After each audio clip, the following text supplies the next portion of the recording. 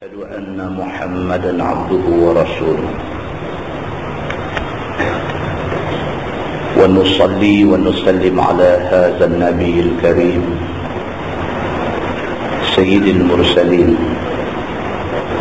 وعلى آله وصحبه أجمعين. أما بعد، أيها المؤمنون، اتقوا الله، أوصيكم وإياي بتقوى الله، فقد فاز المتقون. Muslimin dan muslimat, mudah-mudahan dirahmati Allah Subhanahu wa ta'ala. Di dalam sebuah hadis an Abi Sa'id al-Khudri radhiyallahu anhu qala خطب النبي صلى الله عليه وسلم فقال إن الله خير عبدا بين الدنيا وما عنده فاختار ما عند الله فبكى أبو بكر رضي الله عنه فقلت في نفسي ما يبكي هذا الشيخ إن يكن الله خير عبدا بين الدنيا وبين ما عنده فاختار ما عند الله فكان رسول الله صلى الله عليه وسلم وهو العبد وكان أبو بكر أعلمنا. قال النبي صلى الله عليه وسلم يا أبا بكر لا تبكي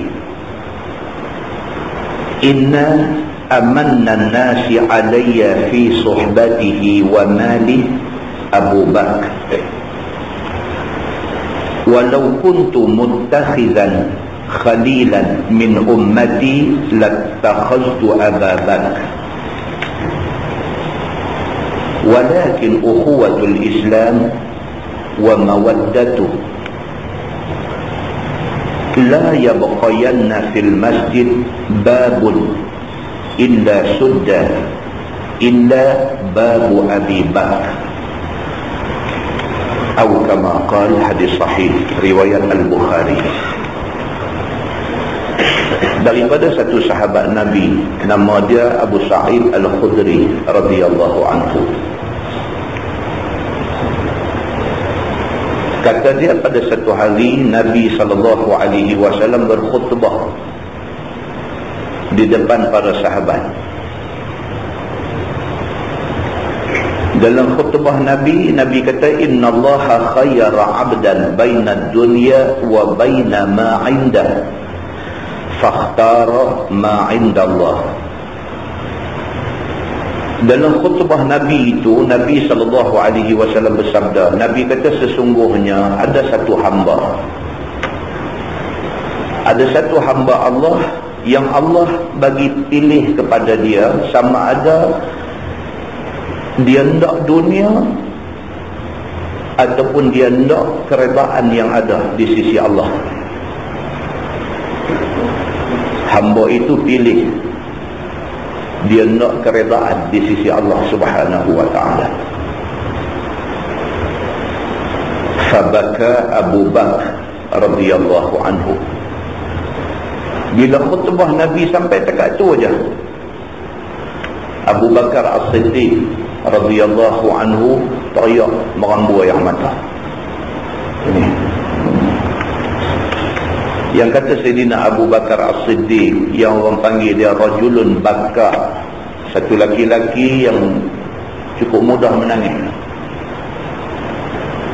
Sampai anak dia Aisyah radhiyallahu anha, Aisyah anak dia, isteri Nabi, sampai Aisyah cerita, dia kata, bapa aku pernah buat satu masjid di depan rumah. Masjid maksudnya tempat dia semayang sunat.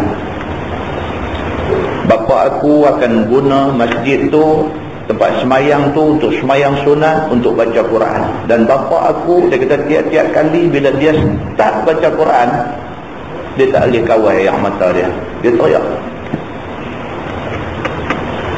Hadis yang kita baca ni, hadis riwayat daripada Abi Sa'id Al-Khudri. Abu Sa'id Al-Khudri menceritakan, hadis ni berlaku menjelang kewafatan Nabi SAW. Waktu Nabi tak jauh dah dengan nak wafat Nabi ni. Nabi duk start sakit dah ni, hadis ni. Dalam satu hadis lain menceritakan, kata Nabi SAW keluar daripada rumah dalam keadaan ikat kepala dia dengan kain. Dia dah start sakit dah. Dia ambil kain, dia berkah kepala dia kuat-kuat nak tahan sakit tu. Nabi keluar ke masjid, Nabi berdiri di atas mimbar, Nabi berkhutbah. Di antara isi khutbah Nabi, Nabi kata innallaha khayyara 'abdan baina dunya wa baina ma 'inda. Sesungguhnya ada satu hamba Allah bagi dia pilih, dia mau dunia ke dia mau keredaan Allah. Fakhtara ma 'indallah, dan hamba itu pilih, dia tak mau dunia, dia mau keredaan Allah. Nabi baru bagi khutbah takat tu, kata Abu Sa'id Al-Khudri, fabaka Abu Bakar. Abu Bakar teriak dah. Dia teriak dah. Faqultu li nafsi ma yubki hadha syekh in yakunillahu khayyara 'abdan baina dunya wa baina ma 'indah fakhtara ma 'inda Allah fakana Rasulullah sallallahu alaihi wasallam wal 'abd. Abu Sa'id Al-Khudri yang meriwayatkan hadis ni, dia kata aku berkata dalam diri aku, faqultu fi nafsi, aku bercakap dalam hati aku bercakap dengan diri aku sendiri, ma yubki hadha syekh, apa orang tua ni duk teriak ni. Nabi baru start khutbah, dan Nabi sebut dalam khutbah tu satu statement biasa. Nabi kata ada satu hamba Allah suruh dia pilih sama ada dia nak dunia ataupun dia nak keredaan Allah. Hamba tu pilih keredaan Allah. Nabi kata macam tu aja. Yang Abu Bakar teriak ni pasal apa? Kata Abu Sa'id Al-Khudri dalam diri dia sendiri, dia kata apa orang tua ni dia kata, ma yubki hadha syekh, apa orang tua ni banyak tu dengar dah teriak dah. In yakunillahu khayyara 'abdan baina dunya wa baina ma 'indah fakhtara ma 'inda Allah fakana Rasulullah sallallahu alaihi wasallam huwal 'abdu. Dia kata biasalah apa yang Nabi kata tu. Nabi kata ada satu hamba Allah bagi pilih dekat dia dunia atau keredaan Allah, dia pilih keredaan Allah. Hamba tu, kata Abu Sa'id Al-Khudri, tentulah Nabi. Biasalah Nabi kita kalau Allah suruh pilih dunia ataupun pilih keredaan Allah, Nabi tentu pilih keredaan Allah. Ini biasa. Yang Abu Bakar pergi teriak ni pasal apa?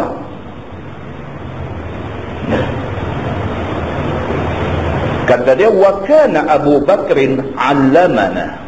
Tapi masalahnya ialah Sayyidina Abu Bakar As-Siddiq ini, dia ni 'allamana. Dia ni di kalangan a'lamana, di kalangan kami-kami semua ni dia a'lam. Dia ni orang yang paling reti, paling faham, paling tahu tentang apa-apa pun. Jadi maknanya apabila Abu Bakar As-Siddiq teriak bila dengar Nabi bagi statement tu, dia teriak, mesti ada satu pasal. Dalam syarah hadis ni dia menceritakan, rupanya Sayyidina Abu Bakar As-Siddiq ni dia manusia cerdik.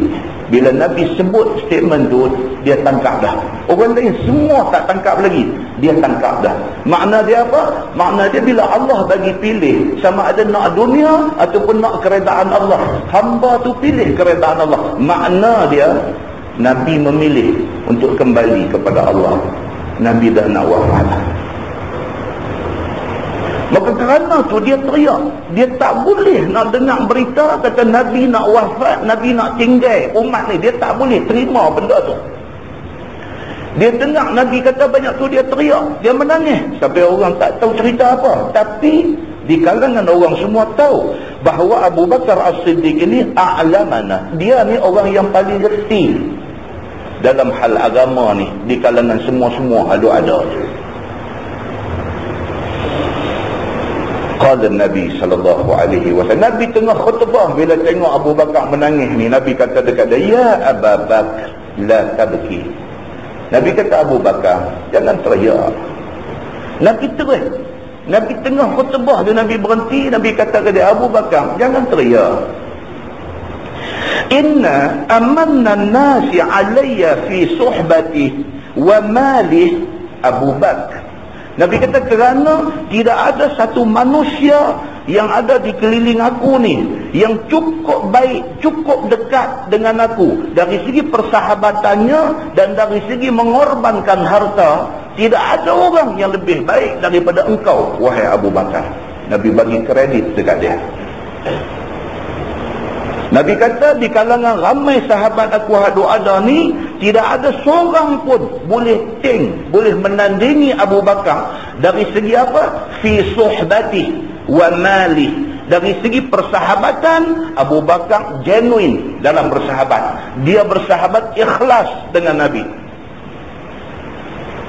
Dari segi malih, dari segi korban harta, Abu Bakar tak pernah fikir dua kali kalau dia nak buat keluar harta untuk Nabi.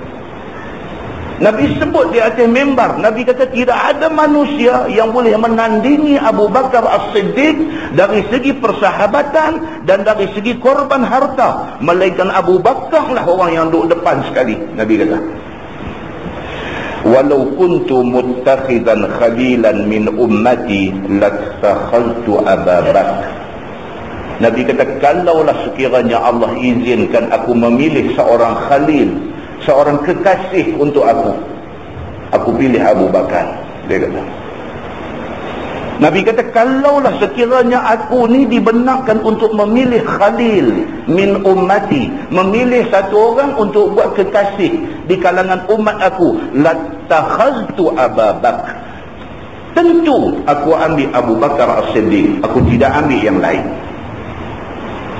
Walakin ukhuwatul Islam wa mawaddatuh, tetapi yang lebih afdalnya ialah apa?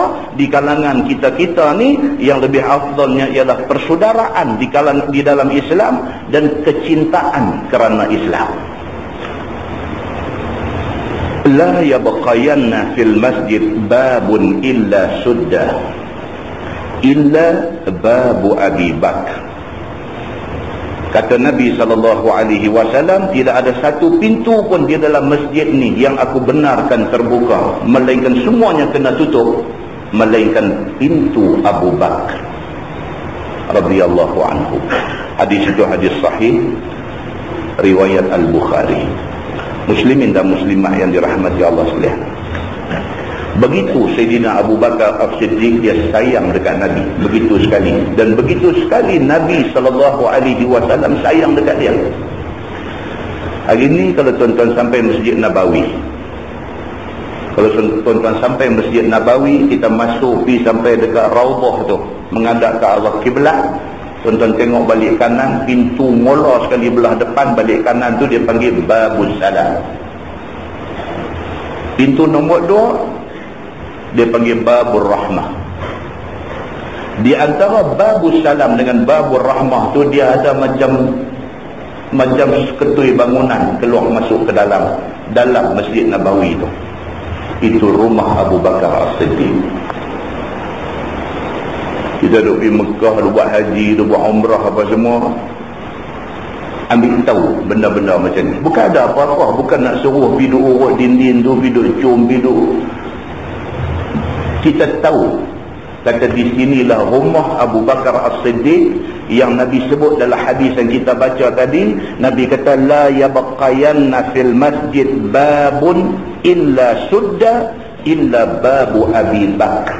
Nabi kata semua pintu ada di keliling Masjid Nabawi ini, Nabi kata tutup, melainkan pintu Abu Bakar As-Siddiq. Orang lain, Masjid Nabawi itu keliling semua rumah. Keliling Masjid Nabawi itu semua rumah para sahabat Nabi. Babus Salam, lepas itu rumah Abu Bakar As-Siddiq, lepas itu Babur Rahmah. Betul dengan Babur Rahmah tu, peluang-peluang tu rumah Sayyidina Umar Al-Khattab. Arah kiblat tu, kita sudah semayang di Raudah, kita nak keluar depan makam Nabi tu. Kita keluar pintu Nabi Baqi' tu, balik dinding, balik kanan tu, itu rumah keluarga Umar Al-Khattab. Rumah Abdullah bin Umar bin Al-Khattab. Balik kiri ni, kalau tuan-tuan tengok balik kiri, dia ada satu pintu, dia panggil Babu Jibril. Tuan-tuan piar ni ada tulis Babu Jibril. Betul dengan Bab Jibril, itu rumah Osman bin Affan. Tuan-tuan pergi ke belakang sikit lagi, dia ada Babun Nisa, pintu orang perempuan masuk. Betul dengan Babun Nisa itu lagi sebiji rumah Abu Bakar As-Siddiq. Bila kita pergi sana tu saja ingat balik, oh tang ni dulu Sayyidina Umar duduk, tang ni dulu Sayyidina Abu Bakar duduk. Hari ni kalau tuan-tuan pergi, antara Babus Salam dengan Babur Rahmah tu dia buat ketua sampai hari ni ada. Tuan-tuan pergi tengok, dia ada tulis lagi di dinding bangunan tu, dia ada tulis lagi, dia tulis Khawkha Abu Bakar. Khawkha, kha waw kha ta marbutah, Khawkha Abu Bakar. Maksudnya apa? Itu pintu rumah Abu Bakar As-Siddiq. Hari ini kerajaan Saudi, dia simpan bangunan tu untuk VVIP. Musim haji orang terlampau ramai, bila ada tetamu kerajaan yang mai, dia pergi naik semayang di tingkat atas. Bangunan tu dalam Masjid Nabawi hari ini. Hari ini. Muslimin dan muslimat yang dirahmati Allah sekalian, dan Nabi sebut benda ni. Rumah orang lain semua tutup pintu, tak boleh daripada pintu rumah masuk masjid, tak boleh, kena keluar kono masuk ke pintu yang ditetapkan. Tetapi rumah Abu Bakar As-Siddiq, dia seorang aja Nabi bagi spesial dekat dia, dia boleh keluar daripada pintu rumah dia terus masuk masjid. Ini Abu Bakar As-Siddiq radhiyallahu anhu, bagaimana Nabi SAW sayang dekat dia.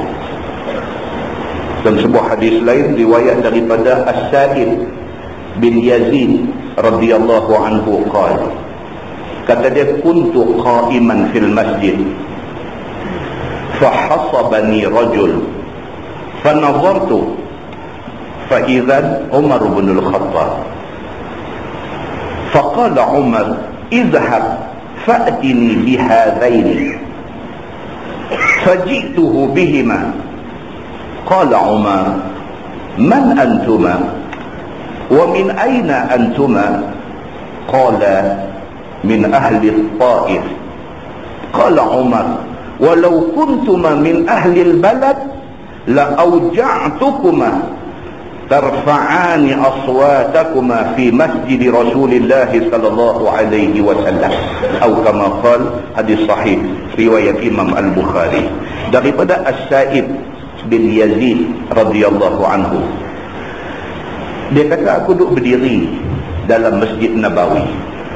As-Sa'id ni cerita, satu hari dia kata, aku duduk berdiri dalam Masjid Nabawi, fahasabani rajul, satu orang sudah ambil satu peti batu punggai mai kat aku.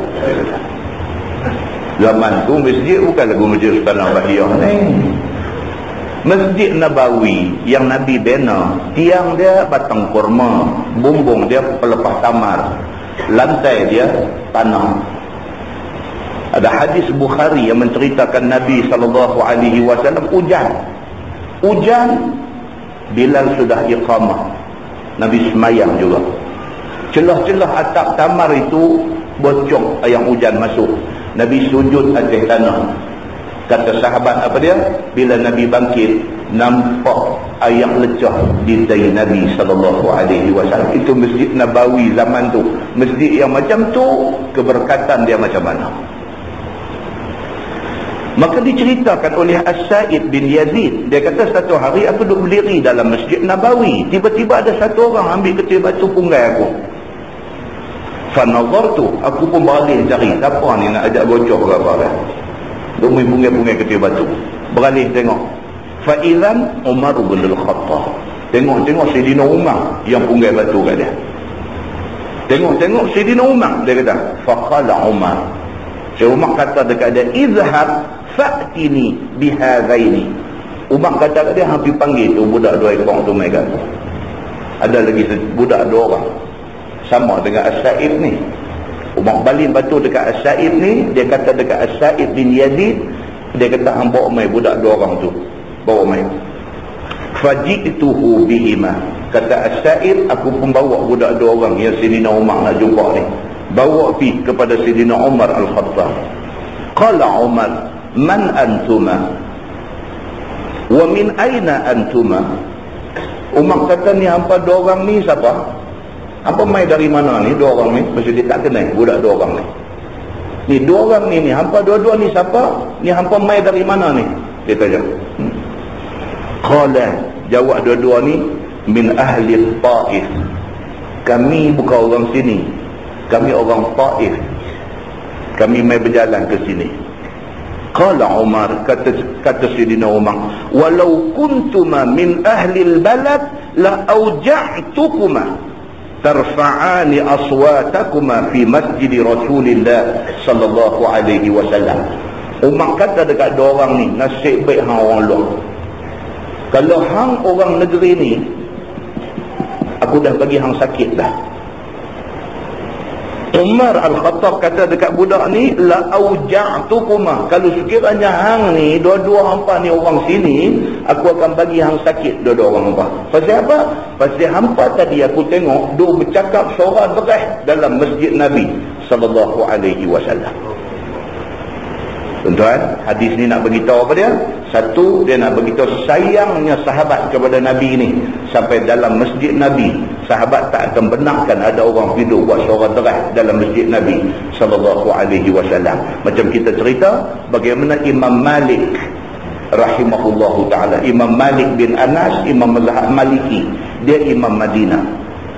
Dia mengajar dalam masjid Madinah. Dia tak mau duduk atas bangku macam kita duduk ni. Dia tak mau duduk atas bangku, dia duduk bawah. Orang minta dekat Imam Malik ni suruh duduk atas bangku bagi tinggi, sebab orang belakang nak tengok muka dia. Dia tak mau, dia nak duduk bawah. Orang tanya dia pasal apa, dia jawab balik, dia kata, bagaimana mungkin aku nak duduk atas bangku, nak berjuntai kaki, sedangkan di sana ada Nabi SAW. Makam Nabi tu ada di ujung tu. Dia berasa dia kurang sopan kalau dia duduk juntai kaki, sedangkan makam Nabi ada di sana. Warak dia macam tu. Warak dia bukan sebarang warak, tetapi warak dia bersandar kepada nas, kepada Quran dan kepada hadis Nabi SAW. Tuan-tuan, kalau tuan-tuan baca dalam surah Al-Hujurat, Allah cerita tentang benda ni. A'udzubillahi minasyaitanirrajim. Ya ayyuhalladzina amanu la tarfa'u aswatakum fawqa sautin nabi. Allah sebut dalam surah Al-Hujurat ni apa dia? Wahai orang yang beriman, jangan hampa tinggi suara lebih daripada suara Nabi sallallahu alaihi wasallam. Wala tajharu lahu bil qaul kajahri ba'dikum li ba'd. Jangan hampa pedegah suara hampa waktu bercakap, macam mana hampa duk bercakap deras sama-sama hampa. Allah sebut dalam Quran dalam surah Al-Hujurat, an tahbata a'malukum wa antum la tash'urun. Hampa pi di Masjid Nabawi, hampa pi dekat dengan Nabi, hampa pi duk bercakap deras macam tu, an tahbata a'malukum, Allah akan membatalkan pahala amalan kamu. Makna kata ini larangan keras. Makna kata ini larangan keras. Kalau tuan-tuan sampai di Masjid Nabawi, tuan-tuan sudah semayang di Raudah, tuan-tuan nak keluar ikut pintu nak pergi ke Baqi' tu, tuan-tuan tengok di grill yang dipasang di makam Nabi tu, dia bubuh ayat ni. Ya ayyuhalladzina amanu la tarfa'u aswatakum fawqa sautin nabi. Dia tulis di grill yang pagar makam Nabi SAW tu. Pasal apa? Pasal ini benda serius. Quran pun sebut, Nabi SAW pun sebut, sahabat Nabi pun memperingatkan orang tentang perbuatan ini. Jadi kita kalau ada rezeki sampai di sana tuan-tuan, Masjid Nabawi kita kena jaga. Pasal apa? Di sanalah tempat bersemadinya kekasih Allah dan pemimpin kita Nabi Muhammad SAW. Daripada hadis yang kita baca tu dapat kita buat kesimpulan. Yang pertama, Nabi SAW dia cukup sayang dekat sahabat-sahabat dia.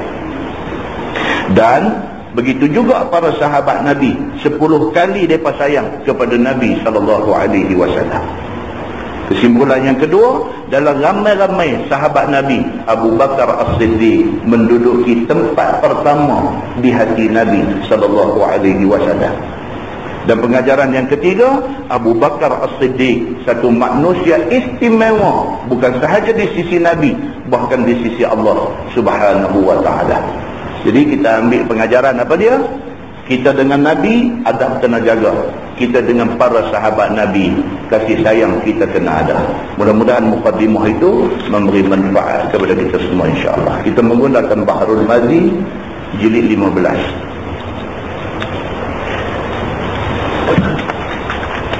Muka surat 80, jilid 15, muka surat 80. Bawah sekali dia kata masalah lebihkan satu orang atas satu orang lain pada jawatan. Ini kita bincang bulan lepas. Nak lantik seseorang pada sesuatu jawatan, dia ada banyak kriteria, dia ada banyak syarat, dia ada banyak benda nak kena tengok. Dalam banyak-banyak tu kita nak pilih siapa lebih daripada siapa. Itu ada cerita dia di dalam agama. Baik, ni dia nak beritahu sesungguhnya telah dikhabarkan oleh Nabi SAW kepada umat dia sebelum daripada wafat dia. Akan berlaku kemudian daripada wafat Nabi, lebihkan seorang atas seorang yang lain pada memberi jawatan dengan cara yang menyalahi syarat. Itu dia. Nabi dah abang dah. Masa Nabi pilih tak silap. Pasal apa Nabi pilih Sayyidina Abu Bakar As-Siddiq untuk jadi imam sembahyang waktu Nabi sakit? Dia ada penjelasan dia. Sedangkan ada hadis yang menceritakan orang yang bacaan Qurannya sedap pada masa tu bukan Abu Bakar, orang lain. Tapi Nabi SAW pilih Abu Bakar untuk jadi imam, menggantikan dia.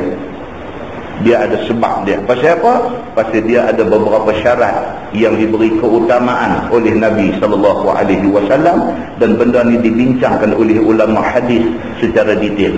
Begitu. Baik. Nabi SAW kata menjelang kiamat dia akan jadi satu masalah. Bila nak lantik satu orang duduk pada satu-satu jawatan, dia tidak melihat syarat-syarat agama. Dia tengok syarat lain. Apa yang akan jadi? Dia kata, yakni apabila pemerintah negeri mau angkat satu orang ke jawatan hakim misalnya, ataupun kepada apa-apa jawatan lain yang berkaitan dengan kerja syarak, dia kata, maka diangkat akan orang yang tidak layak untuk menanggungnya kerana dia bukan ahlinya. Menjelang kiamat, benda ni nanti jadi. Dipilih satu orang bagi jadi mufti, tengok cakap Arab pun tak boleh. Oh, kacau.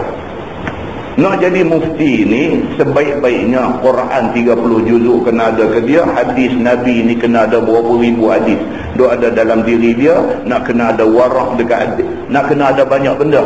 Tengok-tengok hak pilih jadi ini, nak cakap Arab pun tak reti. Macam mana dia nak baca kitab Arab, macam mana dia nak keluar fatwa apabila orang minta fatwa dekat dia. Tapi dia dipilih. Pasal apa dia dipilih? Dia kata tetapi dipilih akan dia dan dilebihkan dia dan didahulukan dia daripada orang lain kerana kerabatnya, kerana adik-beradik. Dia ni adik-beradik kepada Perdana Menteri, dia ni adik-beradik kepada Menteri Besar. Kerana tu dia dipilih. Jahanam. Jahanam. Bukan kerana kelayakan, bukan kerana kebolehan, bukan kerana ilmu, bukan kerana warak, tapi kerana anak penakan, kerana sepupu.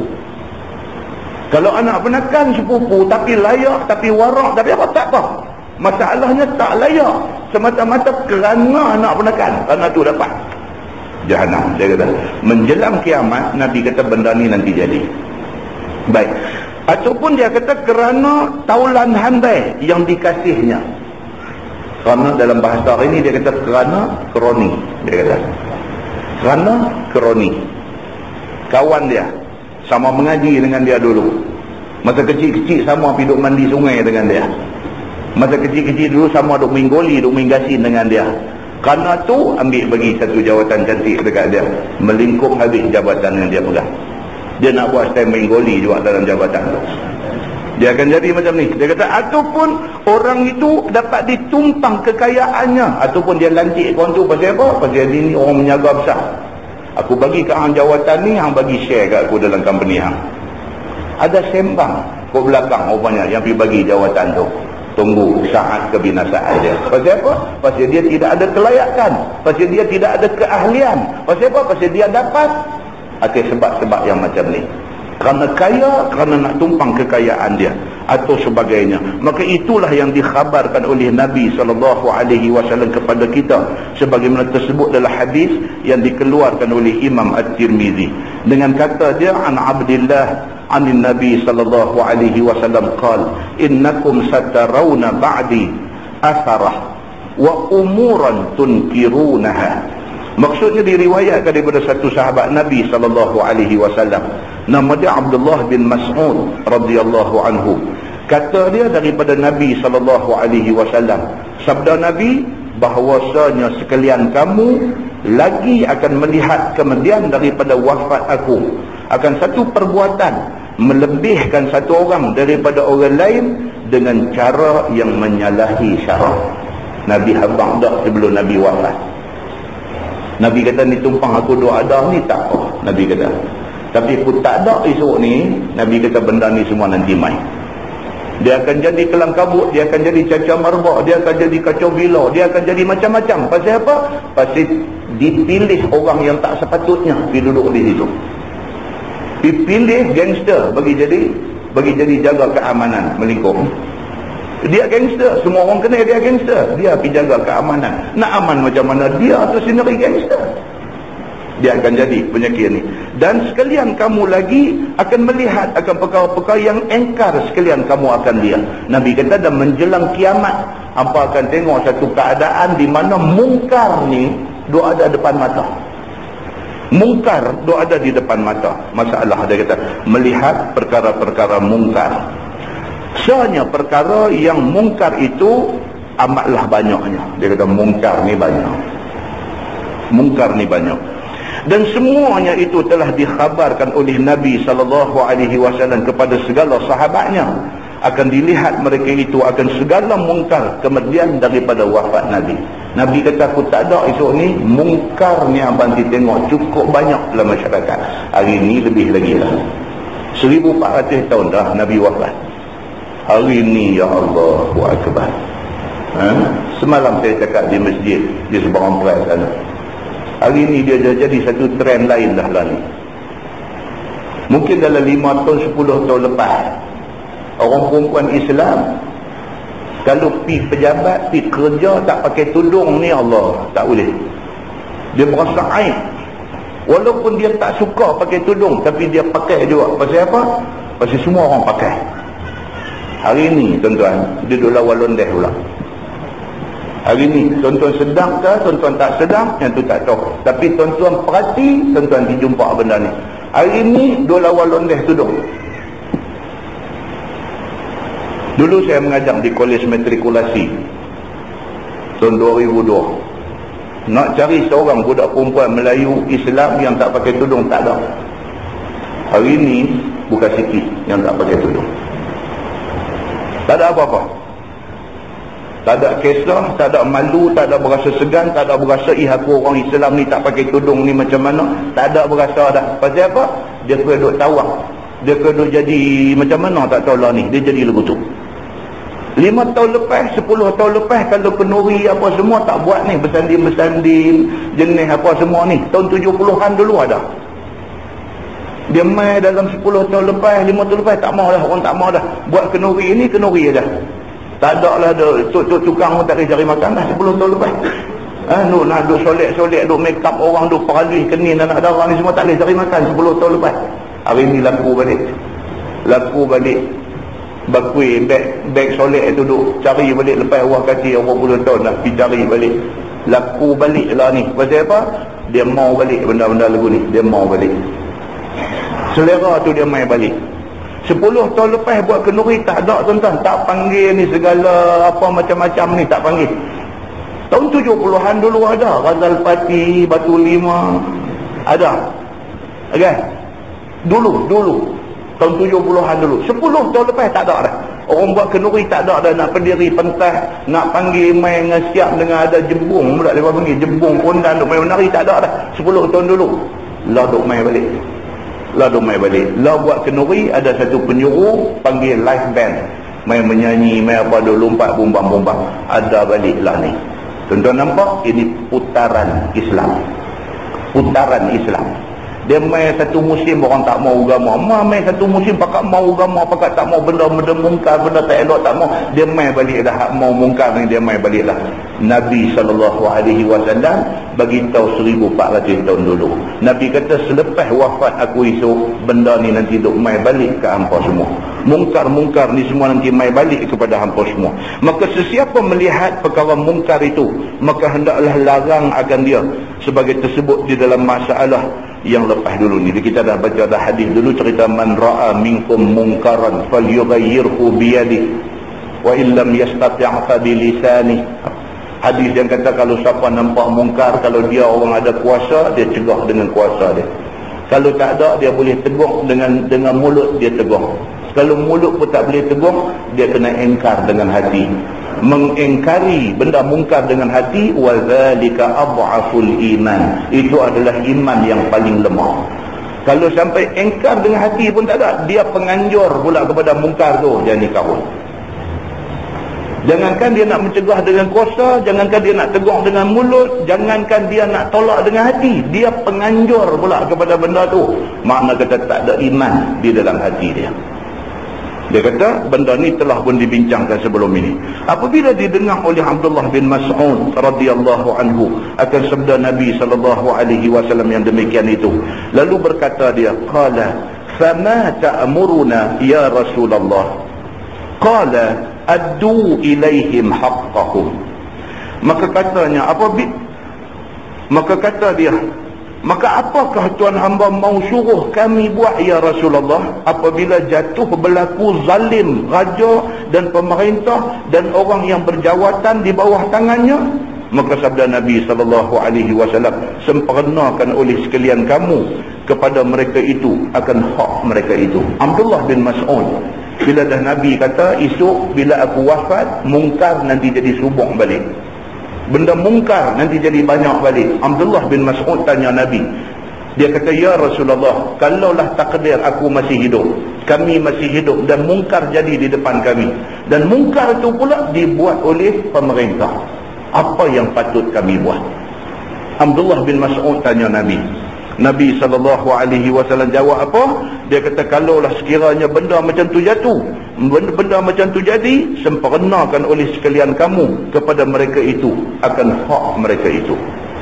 Nabi kata, cerita dia apa? Selagi mana pemerintah zalim yang duk buat benda mungkar ni suruh hampa buat benda yang tak salah, hampa masih kena taat mereka. Kalau dia suruh hampa buat benda mungkar, hampa boleh lawan. Tapi walaupun dia pemerintah, dia zalim, dia suruh hampa buat benda yang tak salah, hampa masih kena taat kepada dia. Dia jadi lagu tu. Pemerintah ni dia rojak, dia cacah merbah. Hak baik pun dia buat, hak jahat pun dia buat. Ini susah. Hak baik pun dia buat. Minta peruntukan buat masjid, bagi.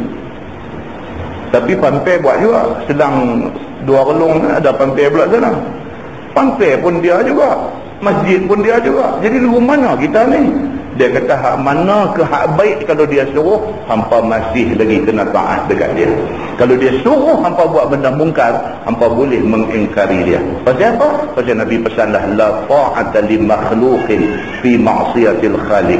Tidak boleh taat pada makhluk kalau makhluk suruh kita maksiat kepada Allah Subhanahu wa ta'ala. Baik, tengok huraian dia.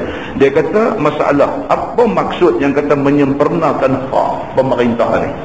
Yang kata kita nak kena taat juga dekat pemerintah yang zalim ni, apa dia? Dia kata, maka hak pemerintah itu ialah banyak, dia kata. Setengah daripadanya apabila mereka itu menghimpun zakat harta. Dia pemerintah zalim, duk anjur benda karut-karut ni banyak. Tapi apabila mai masa dia kutip zakat harta, maka hendaklah engkau serah zakat harta itu kepadanya, yakni apabila mereka menuntutnya. Dia kutip zakat kena bagi juga. Pasal apa? Pasal itu bukan benda maksiat. Itu benda agama suruh. Kena bagi juga. Begitu. Dan seperti waktu mereka itu menentukan tentera yang nak pergi berperang, maka siapakah yang dipanggil pergi, maka hendaklah taat juga. Misalnya yang berlaku, dia pemerintah zalim, tapi pada masa itu berlaku musuh nak serang negeri, maka dia himpun hamba rakyat ni nak suruh jadi tentera pergi lawan dengan musuh nak serang negeri. Kena taat juga seruan dia untuk kita pergi berperang lawan musuh ni, walaupun dia pemerintah yang zalim. Tapi bila dia panggil kita untuk duduk dalam satu pasukan tentera kerana nak mempertahankan negeri daripada musuh serang, kena taat kepada dia. Dan lain-lain lagi. Dan tiadalah boleh bantah ataupun enggan daripada taatnya dengan sebab zalimnya itu. Tak boleh kita nak pergi bantah dia nak minta dia zakat, mau bayang kat dia panggil pergi perang pertahan negeri, kita tak mau hang pun satu orang tak boleh pakai juga gelong kami tak mau ikut hang. Tak boleh. Kalau dia suruh buat benda baik, maka kena juga pergi turut kehendak dia. Maka siapa tidak taatnya, nescaya berdosa dia kata. Itu dia. Kalau kita tak taat dekat dia pemerintah zalim, tapi waktu dia suruh kita buat benda baik, kita tak taat, berdosa kita. Begitu. Pasal apa? Pasal nisbah kepada orang ramai mesti kena ada ketua. Kita tak boleh duduk ramai-ramai tak ada ketua, tak boleh. Pasal apa? Bila jadi apa-apa, siapa nak buat keputusan? Itu sebab dalam Islam, kalau kita nak musafir lebih daripada 2 orang, Nabi kata pilih seorang jadi ketua. Dia kena ada seorang. Pasal apa? Hak nak buat decision bila jadi apa-apa tu, dia ni kena buat decision. Masalah orang Islam hari ni apa dia? Masalah kita tak ada ketua. Tentu orang Kristian, mereka ada seorang rujukan mereka. Siapa dia? Pope tu, Pope Benedict nama dia lah ni. Dulu Pope John Paul. Dia ada seorang. Kristian dipecah mazhab banyak mana pun, dia lah sekali dia ada Pope seorang. Kita ada Pope tuan ya, kita tak ada Pope tu.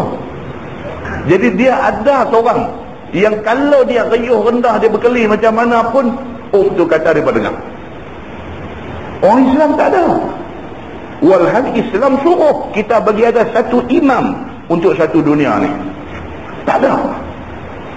Siapa dia ketua nombor 1 orang Islam dalam dunia lah ni? Siapa dia?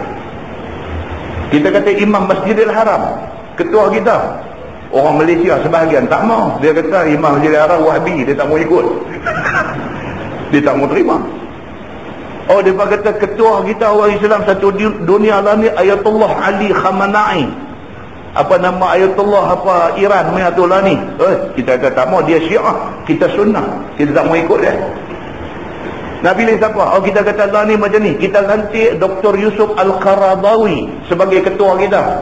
Oh, Syiah kata tak mau, dia Sunnah, kami Syiah, kami tak boleh ikut dia. Siapa ketua orang Islam hari ni? Yang kalau jadi apa-apa, kita nak ambil satu suara sebagai satu keputusan orang Islam. Siapa? Di situ kelemahan kita. Di situ kelemahan kita. Walaupun ada usaha-usaha Saudi dia buat ni, akhir-akhir ni dia panggil dia tak kira hang Syiah Iran ke apa, dia panggil semua pergi Mekah baru ni, pakat duduk sekali nak bincang, nak cari satu jalan macam mana orang Islam ni boleh wujudkan solidariti, boleh wujudkan satu perpaduan atas nama Islam. Terus kira hang apa mazhab apa tak mah. Banyak sangat cerita sunnah Syiah dah satu, dalam sunnah pula ada Wahbi, ada mazhab Syafi'i, ada apa. Kita cari 1000 punca nak bagi kita ni berkelahi. Kita cari dia ni tak boleh, dia ni kaum muda, dia ni tak boleh, dia ni Wahbi, dia ni tak boleh, dia ni aliran tradisional pondok, dia ni tak boleh, dia ni Syiah, dia ni apa kita ni. Maka usaha sudah ada di peringkat antarabangsa. Wah, ini dulu ni.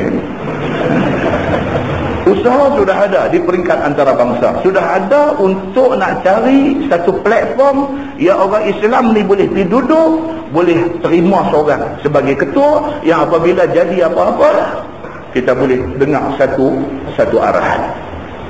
muslimin dan muslimat yang dirahmati Allah sekalian. Ini dia bagi tahu ni. Maka dia kata dalam keadaan ada ni, siapa duduk di negeri mana pun, kalau pemimpin tu Islam tetapi dia pemimpin yang zalim, selagi mana dia suruh kita buat tu benda betul, benda baik, benda tak salah, kena taat dia walaupun zalim ada pada diri dia. Pasal apa? Pasti kena ada juga ketua. Tak boleh dapat hal elok, dapat comot-comot sikit pun ambil bila. Pasal apa? Daripada tak ada ketua, bagi adalah satu ketua. Takat tu dulu. Dia ada lagi cerita lagi. Dia kata, dan jikalau dikerasi oleh pemerintah itu sehingga sampai terbunuh yang kena keras pada bukan maksiat itu, nescaya tidak berdosa pemerintah itu. Pemerintah kutip nama untuk nak hantar pergi medan perang. Pasal apa? Pasal musuh nak serang negeri kita. Orang pakat tak mau pergi. Pasal apa? Pasal protes. Dia zalim. Dia paksa juga suruh pergi. Orang ni tak mau pergi juga. Pasal apa? Pasal tak mau taat kat dia. Pasal dia pemerintah yang zalim. Sampai akhirnya terbunuh. Kawan yang diarah tapi bantah tak mau pergi ni, sampai terbunuh. Terbunuh dia ni, pemerintah tak berdosa. Dia kata. Pasal apa? Pasal atas kapasiti dia sebagai pemerintah, dia boleh memberi arahan kepada rakyat dia. Dia kata macam tu. Baik, bermula dalil yang menunjukkan suruh menyempurnakan hak pemerintah itu ialah sebagai hadis dalam masalah tadi. Sekira-kira sabda Nabi, hendaklah sempurnakan kepada mereka itu akan hukuk mereka itu. Sabda Nabi SAW, wassallallahu alladhi lakum. Yang ni apa dia? Dia kata, dan minta doalah sekalian kamu kepada Allah akan hak yang sabit ia bagi sekalian kamu. Kata At-Tirmizi, ini hadis hasan lagi sahih. Dia kata, apa maksud dia? Masalah minta kepada Allah akan hak kita. Kita sebagai rakyat ditakdirkan duduk di bawah pemerintahan kerajaan orang Islam tetapi zalim. Kita ada hak kita dengan Allah. Apa dia hak kita? Dia kata adalah seperti yang tersebut di dalam hadis tadi, menunjukkan atas suruh kita ni bermohon doa kepada Allah Subhanahu wa ta'ala, menuntut hak kita kepada Allah. Yakni sekiranya satu orang itu kena zalim dengan pemerintah yang zalim, seperti tidak diberi pemerintah itu akan ghanimah yang menjadi hak kita. Dia suruh kita pergi perang, dapat harta ghanimah, harta rampasan. Balik mai, dia pembutir kat dia seorang aja. Dia tak bagi kat kita. Walhal kita ada bahagian dalam ghanimah tu. Tapi oleh kerana dia zalim, dia cengkui kat dia seorang ni. Dia pergi perbesar rumah, dia pergi tukang kereta, dia pergi buat macam-macam. Kita pergi perang ni tak dapat apa. Misalnya dia buat zalim kat kita macam tu, dia kata, ataupun diambil oleh pemerintah yang zalim itu akan harta rakyat dia ni tidak dengan jalan halal. Tanah tu kita sampai nak bercerai nyawa punya cari duit nak beli tanah sekangkang kerak tu. Buta-buta dia main ambil tanah tu, dia buat kolam renang. Duit sekupang pun tak bayar kat kita. Zalim sampai macam tu misalnya. Kalau ditakdirkan dia kata jadi macam tu, maka bolehlah seorang yang jatuh demikian itu bahawa minta dia kepada Allah, kiranya Allah ilhamkan keinsafan kepada pemerintah itu. Jadi yang Nabi kata tadi apa? Wassallallahu allazi lakum, mintalah doa kepada Allah atas hak kamu. Sebab kita daripada kita hidup maki dia sampai kerir rengkung saja, minta doa kepada Allah sama. Minta doa apa? Minta Allah Subhanahu wa ta'ala bagi hidayah kepada dia yang tak betul ini. Sebab dalam khutbah Jumaat, khatib akan masuk doa, Allahumma aslih a'immatana wa wulata umurina. Doa dalam khutbah yang kedua Jumaat tu, kebanyakan masjid khatib akan baca doa ni. Allahumma aslih a'immatana, ya Allah perelokkanlah a'immah, pemimpin-pemimpin kami. Minta ya Allah bagilah pemimpin-pemimpin kami ni jadi elok, tak jadi gelong. Minta mereka ni jadi elok, ikut jalan agama. Minta dalam doa, Allahumma ja'al wilayatana fi man khafaka wattaqaka ya rabbal alamin. Minta doa dalam khutbah yang kedua. Minta ya Allah ya Tuhan, ij'al wilayatana, jadikanlah wilayah negeri kami ini fi man khafaka, duduk di bawah kuasa orang yang takut kepadamu ya Allah.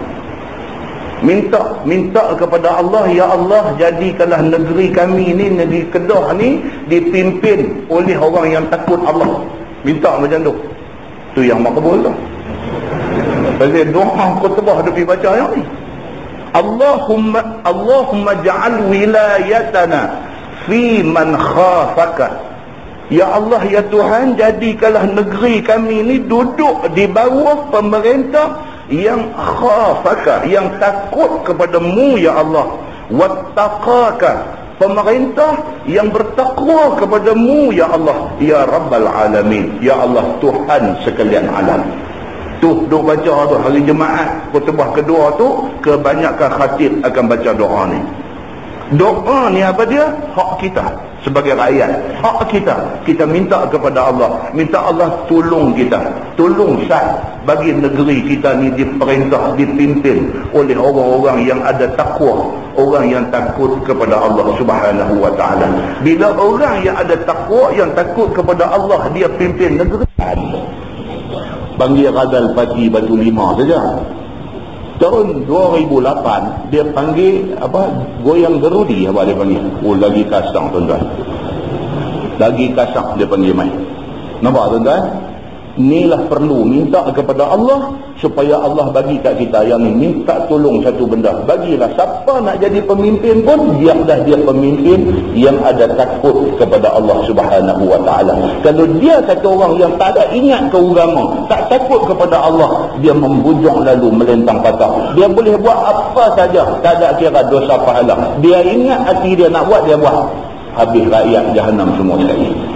Nah, baik. Kemudian dia masuk tajuk baru, bab ma jaa ma akhbara an-nabi sallallahu alaihi wasallam ashabah bima huwa kain ila yaumil qiyamah. Dia mai tajuk pada menyatakan hadis yang membicarakan barang yang dikhabarkan oleh Nabi sallallahu alaihi wasallam pada sahabat-sahabatnya tentang barang yang akan jadi dan barang yang akan berlaku sehinggalah sampai hari kiamat. Itu dia.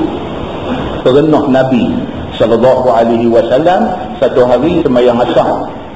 Lepas sembahyang asar tu Nabi start bangkit bagi khutbah. Sampai masuk maghrib. Turun sembahyang maghrib, habis maghrib sambung khutbah. Habis masuk Isya, sembahyang Isya, habis Isya Nabi sambung lagi khutbah dia. Sehingga kan sekira-kira apa yang Nabi sebut daripada lepas sembahyang asar tadi ni sampai lewat malam ni, semua benda Nabi sebut. Tidak ada benda yang Nabi terlupa sebut. Nampak tuan? Ni kita tadi kuliah mula pukul 8 suku, ni baru 9.05 minit. Pakai duduk betul lutut.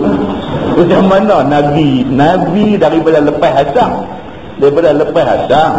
bukan lepas maghrib, daripada lepas asar sampai pukul berapa malam tu Nabi duk bagi, sahabat tak lari tuan-tuan. Sahabat tak lari. Kita pun mana turun Nabi tengok sotong bakar tu takut habis, dia turun bungkus kat dia dulu. Tu saja. Jangan dengar lenguh kecil bangkit balik habis tuan-tuan. Koman kita ni banding dengan para sahabat Nabi ridwanullah alaihim ajma'in. Dia kata, ketahuilah saudaraku, di dalam bab ini banyak perkara yang dikhabarkan oleh Nabi sallallahu alaihi wasallam yang berlaku pada anak Adam ini. Tiap-tiap satu daripadanya menjadi pengajaran dan menjadi ingatan kepada seorang. Berbahagialah apabila ambil amal dan ambil bicara dan ambil timbang rasa dan ambil insaf kepada dirinya. Dia kata hadis ni panjang. Panjang makna dia apa tuan-tuan? Makna dia malam ni tak habis baca, sambung pula lepas raya. Panjang. Jadi dia kata panjang kalau penderah juga. Dengan sotong bakar tu balik kita tak ada beli tadi. Ya. Panjang, dia habang awal dah panjang. Maknanya kita akan baca sekerat saja insya-Allah. Sekerat dia kita sambung kemudian kalau panjang umum kalau ada masa. So dia kata apa? Dia kata hak Nabi habang ni kalau kita ambil serius.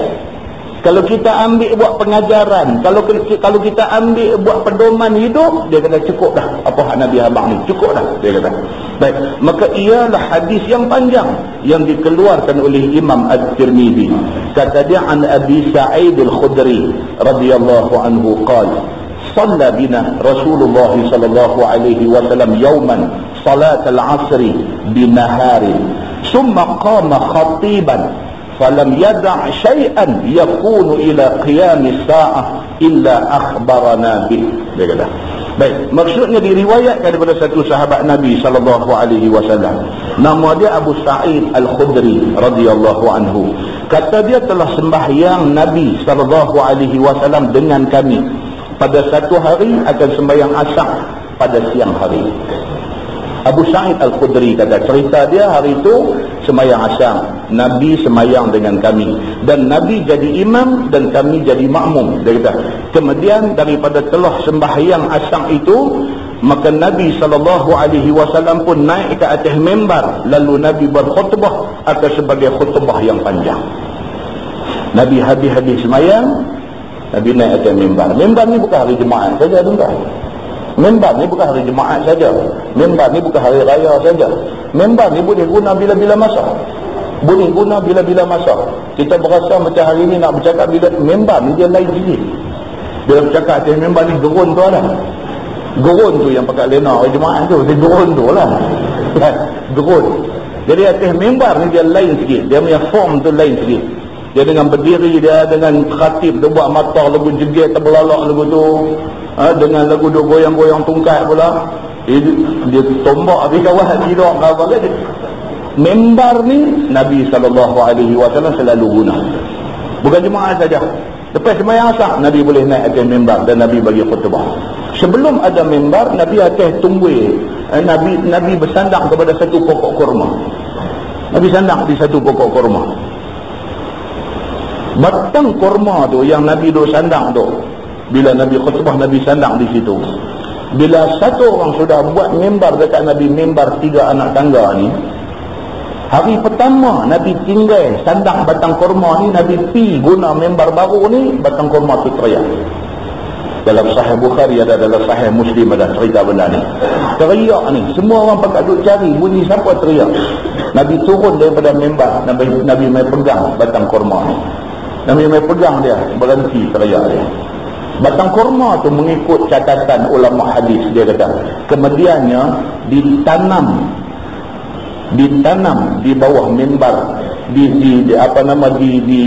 mihrab Nabi hak asal tu, di tiang hak sebelah kanan. Kalau kita menghadap mimbar tu, tiang sebelah kanan tu ditanam di situ.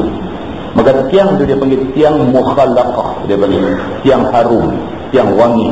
Di bawahnya ditanamkan tu pokok kurma yang teriak ketika Nabi SAW tinggal dia untuk dibaca khutbah di atas mimbar baru ni. Ini semua dia ada cerita dia. Baik, dia kata Nabi naik atas mimbar dan Nabi bagi satu khutbah menerangkan segala perkara yang jadi kemudian daripada wafat Nabi sehinggalah hari kiamat. Ini orang kata Islam ni agama futuristik, dia kata. Islam ni agama futuristik. Dia cerita benda future, masa depan. Quran ada cerita ke depan esok nak jadi apa, hadis ada cerita ke depan esok nak jadi apa. Maka Islam ni agama yang bersifat masa depan. Dan yang ajaibnya ialah apa yang Quran cerita benda hak nak jadi, kemudiannya jadi. Tidak ada satu benda yang Allah sebut dalam Quran kata nak jadi, tak jadi. Tak ada satu pun. Melainkan semua benda yang Allah sebut dalam Quran kata nak jadi, pasti jadi. Kalau sampai hari ini tak jadi lagi, dia akan jadi sebelum kiamat.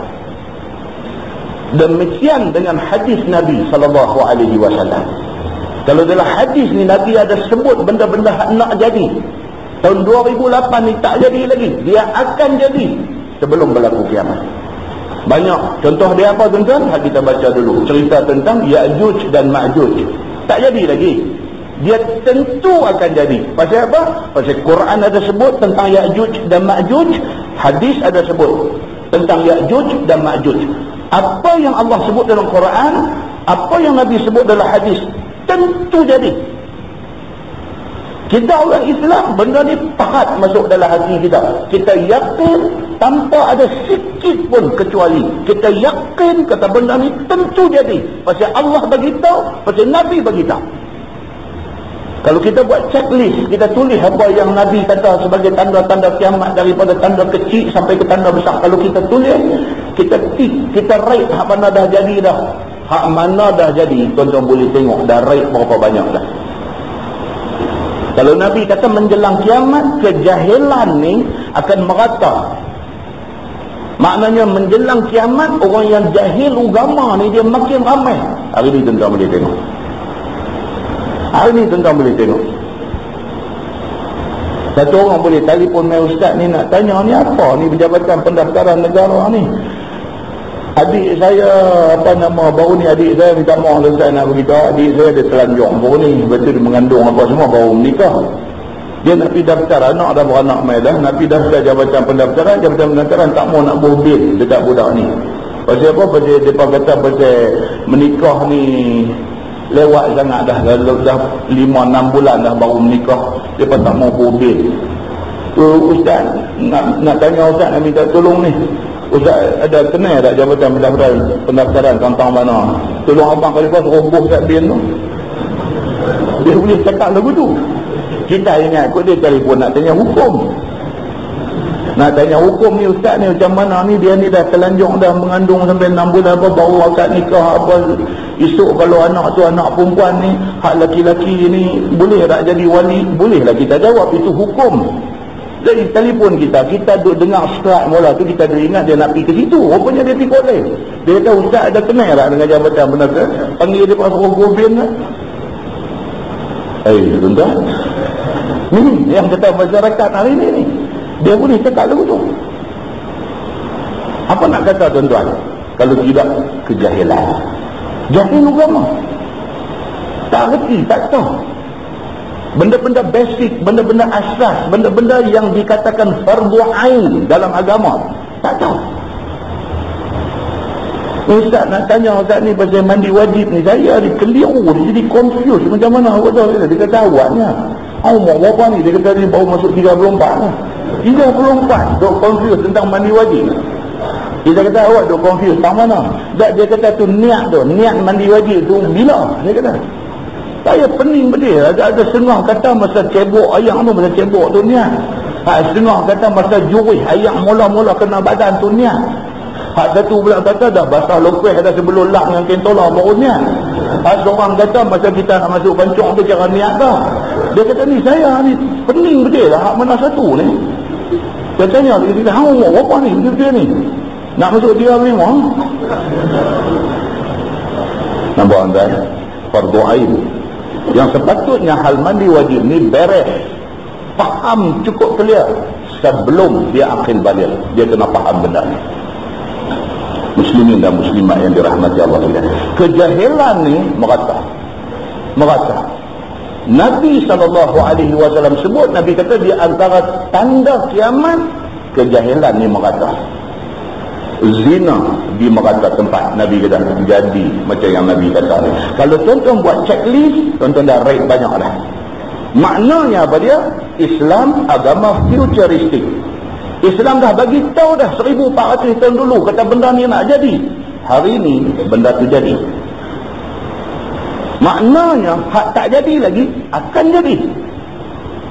Maknanya yang kata menjelang kiamat ni akan ditiup sangkakala hak mula hancur alam ni akan jadi.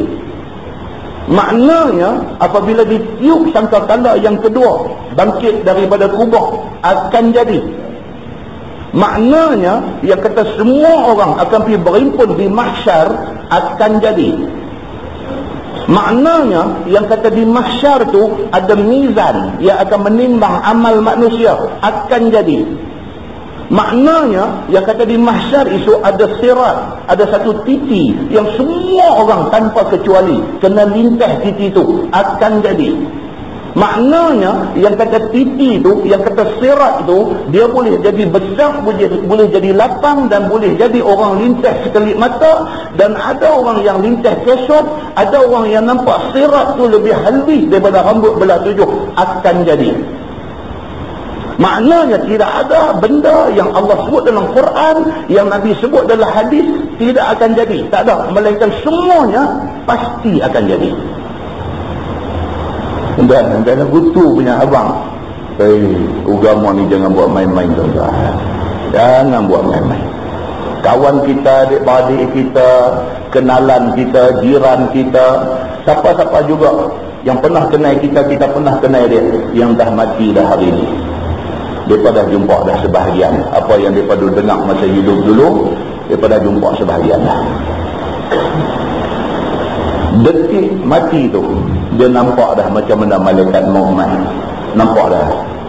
Hak selama ni duk dengar dalam kuliah saja, dia dah nampak dah. Yang kata sakit mati ni tidak ada sakit seumpama sakit mati, dia rasa dah. Yang kata kubur ni kadang-kadang Allah lapangkan sejauh mata memandang, kadang-kadang Allah sempitkan sampai berselisih tulang rusuk. Nabi kata ni sebahagian daripada mereka dah rasa dah. Yang kata mati-mati ke bumi orang tinggal kubur, wajaa malakal qabri, mai dua malaikat kubur, depa dah tengok dah. Yang kata muka dan nakir tanya depa siapa Tuhan hang, siapa, depa dah dengar dah soalan tu. Kita aja duk tunggu turn kita, duk tunggu giliran kita, duk tunggu masa kita untuk nak melalui benda kita duk dengar selama ni. Muslimin dan muslimat yang dirahmati Allah, ini yang kata agama kita ni begini keadaan dia. Maka dia kata di sini menerangkan segala perkara yang jadi kematian daripada wafat Nabi sampai kiamat. Nabi bangkit bercakap daripada lepas asar sampailah lewat malam, Nabi bercakap tentang benda ni di depan para sahabat. Maka tidak tinggal satu perkara pun yang mau jadi sehingga kepada hari kiamat esok, melainkan habis semuanya dikhabarkan oleh Nabi SAW dan diterangkannya. Nabi terang habis hari itu. Maknanya penggulungan. Nabi gulung cerita ni daripada kita atas dunia sampai cerita nak jadi kiamat. Nabi gulung semasa khutbah itu. Maka semua sahabat Nabi SAW yang hadir itu semuanya dengar khutbah Nabi dengan pendengaran, ambil i'tibar dan ambil pengajaran. Ini yang kata sahabat Nabi. Sahabat Nabi setiap kalimah, setiap patah perkataan yang selucut, yang terbit, yang keluar daripada mulut Nabi ni, mereka tak lepas satu pun. Mereka tangkap satu, bukan tangkap saja, mereka tangkap, mereka buh dalam hati, mereka ambil pengajaran, mereka ambil i'tibar, mereka ambil sungguh-sungguh benda tu. Mereka tak main-main. Mereka tak main-main. Nabi bercakap ni sampai tak ada satu kalimah Nabi yang terlepas daripada mereka. Mereka nak ambil semua, mereka nak pukat semua, mereka nak ambil, tak tinggal satu pun apa hak Nabi bagi tahu. Dia jadi tamak dengan ilmu Nabi SAW. Begitu. Baik, dan dia amalkan sebagaimana yang disabdakan oleh Nabi SAW. Maka kata Abu Sa'id Al-Khudri, hafizahu man hafizah wa nasiyahu man nasiyah.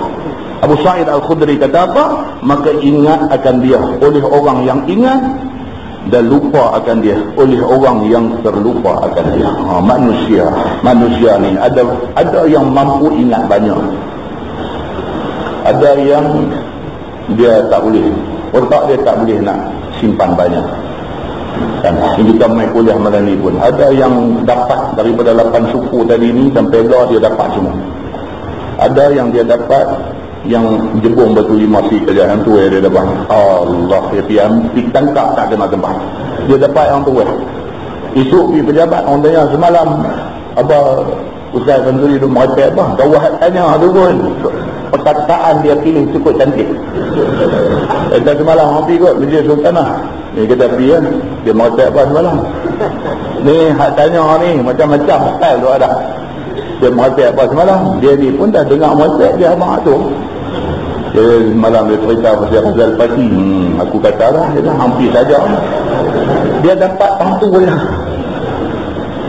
Minta dekat Tuhan, minta bagi aku ingat banyak sikit apa aku dengar malam ni kan, untuk kita kan. Baik, dia kata dan kerana itu, maka dengan kerana itu sangat panjanglah khutbah Nabi itu, panjanglah. Bila Nabi cerita ni hal manusia daripada beranak keluar mai sampailah nak kiamat esok ni, maka panjanglah khutbah Nabi itu. Maka aku pun tidak ingat akan semuanya. Abu Sa'id Al-Khudri pun kata, aku pun tak boleh kalau dandan hampa suruh aku cerita balik apa hak Nabi kata, aku tak boleh ingat semua. Tapi aku ambil masa pelan-pelan aku ingat balik apa yang Nabi kata. Manusia juga. Kita boleh ingat, kita boleh lupa. Dan tidak pula aku lupakan semuanya. Abu Sa'id Al-Khudri kata, aku ni sendiri nak kata ingat semua pun tak, nak kata sampai tak ingat apa langsung pun tak. Ada aku ingat, ada aku lupa. Ada yang aku fikir tak, aku ingat balik. Macam itulah keadaan aku ni, kata Abu Sa'id Al-Khudri. Sambung hadis tu dia kata, wa kana fima qala inna dunya hulwatun khadirah. Dan di antara barang yang disabdakan oleh Nabi SAW yang aku ingat, Abu Sa'id Al-Khudri kata, di antara yang aku dapat tangkap, dapat ingat apa dia, bahawasanya Nabi kata dunia ini manis rasanya dan hidup dan hijau rupanya. Nabi tuan-tuan, dia satu orang bijak. Jadi orang bijak ni kadang-kadang dia nak bercakap tu dengan kiasan dia. Dengan kiasan dia. Nabi kiaskan dunia ni, Nabi kata hulwatun khabirah. Dunia ni hulwah. Orang Melayu duk kata halwa, halwa kan. Halwa rambut, halwa ni manis dalam bahasa Arab. Hulwah manis. Khabirah, akhbar, hijau. Dunia ni satu manis. Banyak orang suka benda manis, kecuali kencing manis dia tak mahu. Tapi kebanyakan benda manis dia suka. Dia nak menikah, dia cari bini muka manis. Dia suka manis. Manis ni kebanyakan orang suka. Khabirah, khabirah ni nampak segang. Kalau tengok sayur yang baru tu nampak itu khabirah, hijau. Nabi bagi kiasan. Nabi kata dunia ni hampa kena baik-baik. Sebab dia ni cukup atraktif. Dunia ni cukup atraktif. Dunia ni cukup menarik. Yang orang tengok ni dia kira dia nak grab. Apa peluang, apa opportunity ada, dia nak tangkap semua. Pasal apa? Pasal dunia ni dia menarik. Nabi kata. Baik, dia kata dunia manis rasa. Apa maksudnya? Sesungguhnya dengan sepotong hadis itu memberitahu kepada kita akan rasa dunia ini manis. Yakni rasa menghimpunkan harta dan menghimpunkan dan mengumpulkan banyak-banyak itu amatlah manis dan amatlah sukanya. Dunia ni orang nak, dah ada 1,000 nak 10,000, dah ada 10 nak 100,000, dah ada dia, manusia dengan dunia ni lagu tu, dia lagu tu. Nak abang pun tak tahu dia hidup buat lagu tu dia. Dengan dunia ni tuan-tuan, dengan dunia ni kita ni duk main masjid, duk semayang, dengan duk buat hal agama ni macam tu macam ni, apa satu orang main abang kat kita ni. Aku pun tak abang kat semua orang ni, tapi dia hang kawan aku abang lah. Ni ada satu pula di Kuala Kedah ni, Kuala Kedah ada apa nak kata skim cepat kaya bukan, dia kata, tapi yang ni halal lah. Pasal dia tengok kita janggut elok, tengok apa semua, dia main masuk ni tu. Dia kata ini halal ke.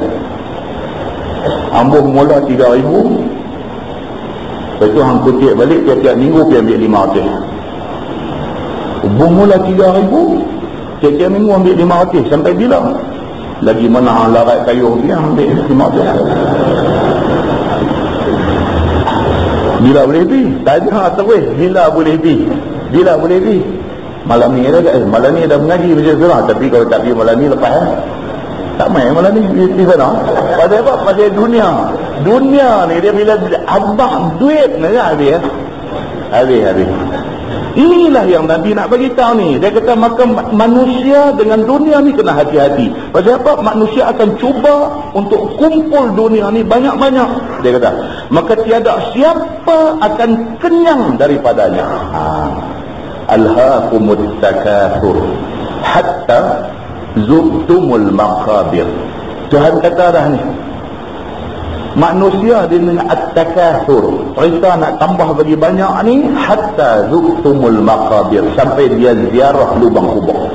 Tahu ya dia sakit teruk ni, duduk atas katil hospital, dia selin daun kupang jatuh, dia buat tak tahu ni. Jatuh deras, duit selin daun kupang jatuh deras lah, ting ting ting ting ting bunyi, dia buat tak tahu. Duit 50 jatuh, dia dengar tuan-tuan. Duit 50 ni dia kertas jatuh ni, dia dengar. Dia kata duit aku jatuh ambil lah. Dua sakit atas kaki orang berita tu. Dengar duit not jatuh ni dengar. Pasal apa tuan-tuan? Dunia. Ni yang kata dunia, manusia tak bohong lah. Ini semua orang nanti tersangkut benda ni. Semua orang nanti tersangkut benda ni. Maka dia kata apa? Maka tidak akan kenyang manusia dengan dunia ni. Sekiranya seorang itu terasa kepadanya telah mengumpulkan harta dan telah mengumpulkan harta kira-kira RM1,000 harganya, maka suka dan tamak lagi dia mau mengumpulkan lebih lagi sekira-kira RM10,000. 1,000 dia mau nak pergi bagi jadi 10 dia nak pergi sampai berapa banyak dia boleh pergi. Dan bila sudah sampai 10,000 maka berkira-kira 100,000 dia betul, dia duk pergi macam tu kan. Duk kerja elok dah dapat gaji 1,500. Mai satu orang abang, hang dulu buat apa? Buat apa dah? Hang dulu hang keluar universiti kan? Kata dia, hang buat apa dulu universiti, buat apa? Dia kata saya buat mechanical engineering. Hang duk kerja lah gaji apa?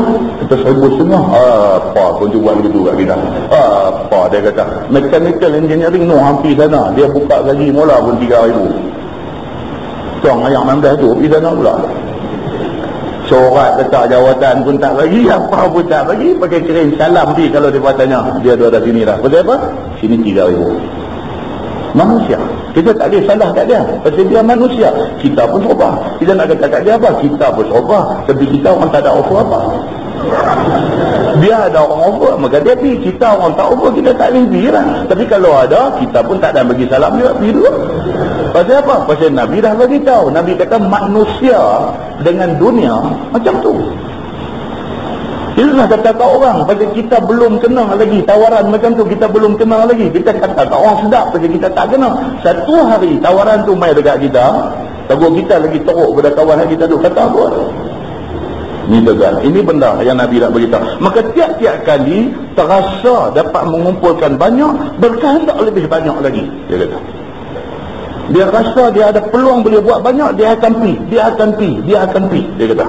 Maka sangatlah manisnya dunia ini, tiada mau kenyang daripadanya. Dan siapa telah terhimpun padanya harta emas, berkehendak pula perak. Dan jika sudah terhimpun padanya perak, mau pula ada lembu kerbau, rumah besar dan sebagainya. Ada emas mau perak, ada perak mau lagi, apa pun tak apa, mau lagi. Semalam saya abang di masjid sana, curi ni menjadi-jadi sejak minyak naik harga ni. Takut hidup dalam rumah, takut macam-macam. Orang hari ni buat rumah dengan pasang grill ni habis ni sampai lubang kecil nak masuk pancung tu pun grill. Tingkap pintu tentu grill. Lubang hak bilik air tu pun grill juga. Duk baca seorang abang kata ada rumah berlaku kebakaran, nak keluar tak boleh. Pasal apa? Grill. Rumah semua ada grill, kemudian buh pada ayam, cari anak kunci tak jumpa, mati rentung dalam rumah. Takut juga, tapi buh juga grill. Pasal apa? Pasal dia takut mati terbakar tu tak apa, dia takut kawang masuk dalam rumah tu lebih lagi. Makna dia apa? Tak aman. Rumah baru siap, duk tunggu nak dapat OC, dia pamer rabut habis waya-waya ni semua. Rabut. Dah rabut apa? Pergi bakar pula waya tu tepi rumah dia curi tu dia bakar. Punya beraninya orang jahat ni. Jiran sebelah tengok dia tunjuk penumbuk kuntu masuk balik dalam rumah. Dia kata, dia rumah orang, jangan main rabut waya rumah aku sudah. Dia tunjuk penumbuk begitu. Dia bakar waya tu kerana nak ambil tu hak dalam tu nak pergi jual pasal mah yang tadi. Saya abang semalam di masjid semalam ni, satu sahabat baru jumpa 2-3 hari lepas, dia beritahu, Ustaz tu okey Ustaz, dia kata kampung kami teruk lagi. Saya kata teruk macam mana? Dia kata batu nisan pencuri Ustaz. Saya kata merepek cerita pacu-pacu juga. Jom tengok dia kata. Batu nisan dia pencuri. Buat apa nama batu nisan? Balik katok semen tu dalam ada besi, nak ambil besi tu. Yang kita duk dengar ni apa? Masjid duk gaduh, kepala pancung orang curi. Kepala pancung, kawan ni nak main sembahyang subuh, main tu gagal-gagal jadi dinding dia semua. Tak ada pancung. Curi dah kepala pancung tu, curi pijai. Tu kita duk dengar dah banyak Kuala Kedah ni pun banyak masjid kena. Sampai dah kepala pancung tu buah plastik punya. hak plastik ni bos RM2.50 bos. Batu nisan pun dicuri. No, atas kubur tu dia naik, dia tak takut tak apa pun. Balik tu katok pun nak ambil besi kat tengah tu, nak timbang boleh sekilo pun mau buat duit. Dia kata ni pun duit, dia kata. Ui, nampak macam menasabah apa yang dia abang, tapi betul ke tak tahu lah. Tapi dia dengar lorat ni kata ni. Nampak kan? Manusia dia jadi jahat pasal apa? Pasal dia tamak dengan nak cari dunia. Dia sampai ke tahap tu, dia kata. Dan apabila sudah ada rumah besar, mau kenaikan daripada motorkar dan sebagainya. Macam itulah manusia. Rumah daripada beli rumah murah, ada duit sikit pergi beli rumah medium cost, ada duit sikit pergi beli rumah semi double story, ada duit lagi pergi beli rumah banglo, ada duit lagi pergi beli banglo tepi laut. Lagu tu lah manusia ada upgrade dia punya hidup, dia ada upgrade. Daripada mula-mula pakai kapcai saja, kapcai jadi kancil sudah naik jadi Myvi sudah naik sampai satu tahap apa yang dia boleh pakai helikopter, dia nak pakai helikopter. Manusia dia macam tu. Jadi jangan duk ingat orang, kita pun serupa lah. Dia duk kata orang kita pun hari ni ada kancil, tapi duk ingat jual hati. Kalau boleh tukar wajah pun okey lah. Kita pun duk kata orang pakai Mercedes buat apa, kita hari pun kalau boleh tukar wajah tu bagi jadi perdana pun dah cukup cantik, walaupun servis dia bagi tak mahal. Muslimin dan muslimat yang dirahmati Allah ya. Dia kata, dan apabila sudah ada sekalian yang tersebut itu, mau kebun luas dan mau sawah yang baik pula. Dia nak pergi lagi. Dah ada rumah, dah ada apa, dia pergi cari tanah pula. Siapa nak jual tanah tang mana, kita pergi turun, kita pergi beli. Dan mau jadi saudagar besar, dan mau jadi orang besar, dan mau bermegah-megah di dalam dunia ini. Semuanya itu sedap rasanya dan dikhabarkan oleh Nabi SAW. Ini dia nak beritahu. Dunia dan hijau rupanya, sesungguhnya kalau dikhabarkan oleh Nabi SAW pada umat dia di dalam hadis tadi, akan dunia ini hijau dan hidup. Yakni dunia itu diibaratkan dengan pokok kayu yang cukup elok rupa dia, rendang, hijau dan hidup rupanya. Yakni elok dunia itu pada pandangan mata kepala manusia. Tengok tu, tengok dunia ni syok tuan-tuan.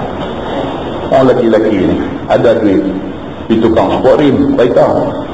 Bila dia tukang sport rim, bila mai hari tak kerja, hari Jumaat, hari Sabtu, kalau di Kedah ni cuti, dia basuh kereta, tayar tu dia carry bagi hitam sikit, dia pergi parking bagi jauh sikit. Dia duduk di belah rumah, dia duduk tengok. Bini ni punya melugai ni tak tahu nak abang dah. Dia kata apalah, dia kata dengan kereta ni lah, jaga kereta lebih pada jaga bini. Dia kata kita kata dia mujur aku jaga kereta. Kalau dia main kalau tu, bini kata dia dah tahu dah nak kata apa. Manusia ni yang kata orang lelaki-lelaki dengan kereta, ditukang rim tu, bagi jengui keluar sikit, bagi apa, basuh tak jauh dulu tengok. Tak ada apa, saja syok aja, bukan ada apa pun. Bukan kata kenyang pun tak kenyang, bukan kata apa, tapi atau nak abang dia dunia. Tengok. Nah, itu kalau ambil hak bunga 5 cantik lagi orang ni. Itu baru cerita sport rim tuan-tuan. Belum cerita lain yang lebih lagi. Dunia. Yang ni yang kata dunia. Dia kata apa dia? Elok dunia itu pada pandangan mata kita. Mata kita. Oh, yang ni best. Lagu tu dia kata. Dan seperti jikalau seorang itu ada cukup padanya rumah tangga yang besar dan cantik, dan ada pula berkebun luas, dan ada pula wang dan alat kesedapan dan kesenangan, maka sangatlah elok rupanya kalau boleh dia mau complete set. Dia ada satu rumah banglo, dia ada kereta dengan sport rim 2 biji. Okey, dia rasa dia almost, bukan complete lagi, almost complete. Dia kata almost mana boleh pilih lagi, boleh pilih almost complete. Tak apa dah cakap lah ni pun tak apa. Dia kata semua orang menciptakannya. Dia kata semua orang menciptakannya. Semua orang ada keinginan dunia ni. Kerana yang demikian itu adalah nikmat, maka kepada nikmat itulah cenderung segala nafsu, dan kepada susah payah dan sakit itu nafsu hendak menjauhinya. Dia kata nafsu ni dengan benda macam ni dia suka. Dan nafsu ni dia tak suka apa? Hala kena sakit, nafsu tak mahu. Apa dia? Nak kena bangkit pukul 5.30, mandi manda nak sembahyang subuh ni dia tak awasyak. Main mengaji cantik dah, apa cantik dah, subuh esok tak bangkit. Bini orang perempuan ni selalu yang ni mereka berkata mereka pukul 5 dah bangkit dah, mereka lah yang buat tahajud, nak buat apa ni apa. Kita ni enggak ada terkejut saja, tak buat tahajud. Yang tu terkejut ni kita, yang tu buat tahajud ni orang perempuan. Dia pegang ibu jari, pasal orang tua-tua kata di situlah pelesik duduk. Dia pegang ibu jari goncang nak suruh kita bangkit sembahyang subuh. Bila tak berubah dia ke 5.30. Dari Vietnam lah gerak aku. Ni, ada main mengaji malam ni ni. Main mengaji malam ni ni. Pukul 6 tadi gerak aku. Ini pun tak apalah. Dia sembahyang seorang lah. Main apa-apa. Pukul 6 gerak pula. Gerak dia berubah. Dah pukul 6 dah. Macam main Datuk Harimau. Pukul berapa Datuk Harimau? Pukul 6. Kata. Pukul 6. Pukul 6 dia kata 6 cukup lah, 6 cukup. Dia duduk genjak lepas tu. Allahu Akbar. Apa satu hantu duduk dalam diri dia. Main mengaji cantik lah. Mengaji ni cantik lah. Saya cakap ni pasal apa? Pasal ada call lah daripada orang perempuan ni telefon. Dia kata ustaz tolong sentuh benda ni sikit. Dia kata awak pasal apa ni? Hero saya. Dia panggil hero saya ni kalau kuliah ustaz dia kata tak amal ni. Hak dia duk miss ni sembahyang subuh. Dia kata saya kata ada kawan yang duk main kuliah saya tak pergi sembahyang subuh. Kalau bangkit berujung-ujung lah dia kata. Kadang-kadang pelajar tentu sikit ustaz dia kata. Saya kata ni siapa cakap ni? Siapa tadi? Ustaz abang nama saya pula. Okey. Mana ada lah calon tu dalam ramai-ramai ni ada lah. Tolong tuan, nak tolong. Kita mengaji. Kita pun nak dengar benda-benda macam ni, nak dengar. Serius. Benda hak kita buat bagi kita tak mengantuk pun okey, tapi tang bangkit sembahyang subuh tu jangan tak bangkit. Cakap cara elok je macam tu, jangan tak bangkit. Pasal apa? Ingat balik yang kita sebut sebelum ni tadi. Cerita nak mati, cerita nak masuk kubur, cerita nak pergi mahsyar, cerita ingat balik benda ni. Oh, ini bukan cerita lawak. Bangkit tuan-tuan, apa yang Tuhan suruh buat. Jangan dulu buat dindong-dindong dengan benda-benda yang macam ni. Baik, dia kata dengan kerana itu sabda Nabi SAW, wa inna allaha mustakhlifukum fiha fanazirun kaifa ta'malun. Wallahu a'lam. Kita sambung kemudian. Lepas ni dia akan sambung pula hadis ni. Nabi kata apa? Wa inna allaha mustakhlifukum fiha fanazirun kaifa ta'malun. Allah melantik kita manusia ni menjadi khalifah dia di bumi. Allah lantik kita jadi khalifah, jadi pengganti maksudnya mengganti dalam mentadbir. Sama ada kita khalifah dalam erti kata jadi Perdana Menteri negara, menjadi Menteri Besar Negeri, ataupun menjadi ketua keluarga. Kita khalifah dalam keluarga kita. Bini kita nak tumpang berteduh bawah kita, anak-anak nak bergantung dekat kita. Kita khalifah dalam rumah tangga. Allah jadikan kita ni khalifah dia, mustakhlifukum fiha. Allah jadikan kita khalifah di bumi. Fanazirun kaifa ta'malun. Allah melihat bagaimana kamu buat. Kita hari ni jadi suami, kita hari ni jadi bapa kepada anak-anak kita. Allah ni nazirun, dia melihat apa kita buat, apa kita ajak anak kita, didikan apa kita bagi dekat dia, kasih sayang yang macam mana yang kita tumpah dekat dia, matlamat hidup yang macam mana yang kita bayangkan dekat dia. Allah tengok benda ni. Dia tengok. Kata hang seorang duk pergi masjid, duk pergi pembetul ni macam-macam ni, itu bagus, bukan kata tak bagus. Bini hang macam mana? Dah menikah dah 10 tahun dah, bini tak pakai tudung lagi ni nak cerita macam mana? Ni anak-anak ni cerita lagu mana ni? Anak-anak ni sampai satu rumah 5 anak, 5 tak pakai sembahyang subuh ni, macam mana? Nabi kata apa? Fanazirun kaifa ta'malun. Allah tengok apa yang kamu buat di atas dunia. Yang ni insya-Allah tuan-tuan, Allah panjang umur kita, Allah bagi masa dekat kita, kita jumpa. Saya tak janji, tapi mungkin bulan 11 ada kuliah. Mungkin. Lepas tu bulan 12 cuti pula, kita tengok bulan 1 pula. Kalau dia nak jadi tak apa ni, bulan 1 ada kuliah. InsyaAllah. Setakat ni kita kata insyaAllah bulan 11 ada kuliah. Jadi kuliah ni kuliah penghabis sebelum puasa. Saya ambil kesempatan ni untuk minta ampun kepada Allah, minta maaf kepada tuan-tuan. Kalau dalam tempoh ni saya main kuliah ada cakap tak elok dan sebagainya, menyentuh mana-mana pihak, itu terhasil daripada kelemahan saya sebagai manusia biasa. Dan saya ucapkan kepada tuan-tuan selamat berpuasa sekali dengan selamat hari raya. Sekali selamat berpuasa dan selamat hari raya. Dan saya pesan diri saya pesan dekat tuan-tuan semua, jadi kalau bulan puasa ni bulan yang Allah ampun dosa kita. Banyak dosa kita ni, ambil bulan puasa ni tak mau hal lain-lain ni. Kita nak fokus ibadat dekat Tuhan. Siang kita pergi kerja pun dengan hati yang bersih, jangan buat benda tak elok. Quran baca bagi banyak dalam bulan puasa. Sembahyang malam bulan Ramadan, sembahyang tarawih jangan tinggal. Buat benda-benda ni. Mudah-mudahan Ramadan sebulan ni dia boleh menjadi Ramadan yang mengampunkan dosa kita. Allah boleh ampun dosa kita dalam bulan yang penuh berkat ni. Mudah-mudahan raya kita esok ni raya sebenar. Raya sebenar. Raya kita meraihkan kejayaan kita lawan iblis, lawan syaitan. Setidak-tidaknya sebulan bulan puasa.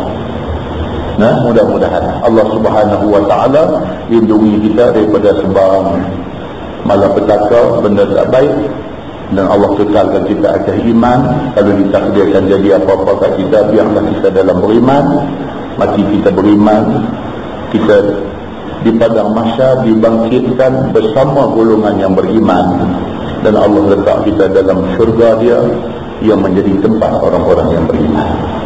Nah, kita tangguhkan dengan tasbih kafarah dan suratul Asr.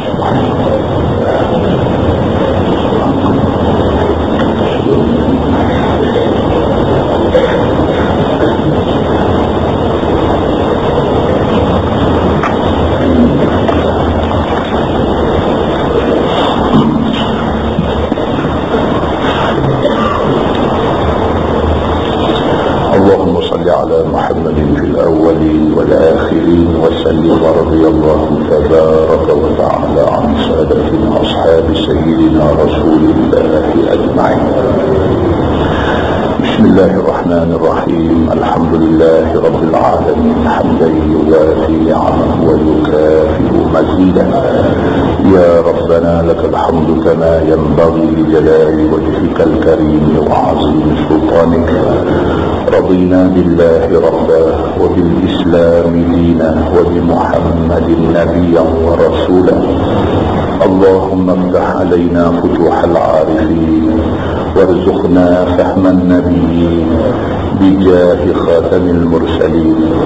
اللهم فقهنا في الدين وعلمنا التأويل واهدنا صراطك المستقيم.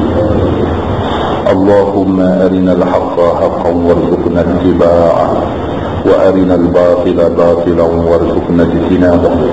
اللهم انصر الإسلام والمسلمين وأذل الشرك والمشركين والكفر والكافرين والنفاق والمنافقين والظلم والظالمين. وانصرنا على هؤلاء الذين يوعدوننا ويصدوننا عن سبيل الله. اللهم لا تدع لنا ذنبا إلا غفرته ولا مريضا إلا شفيته ولا هما إلا فرجته ولا دينا إلا أديته ولا مظلوما إلا نصرته ولا حاجة من حوائج الدنيا والآخرة إلا قضيتها يا رب العالمين. اللهم اجعل جمعنا جمعا مرحوما وتفرقنا من بعده تفرقا معصوما. ربنا آتنا في الدنيا حسنة وفي الآخرة حسنة وقنا عذاب النار وقنا عذاب النار وقنا عذاب النار وصلى الله على محمد وعلى آله وصحبه وسلم والحمد لله رب العالمين. السلام عليكم.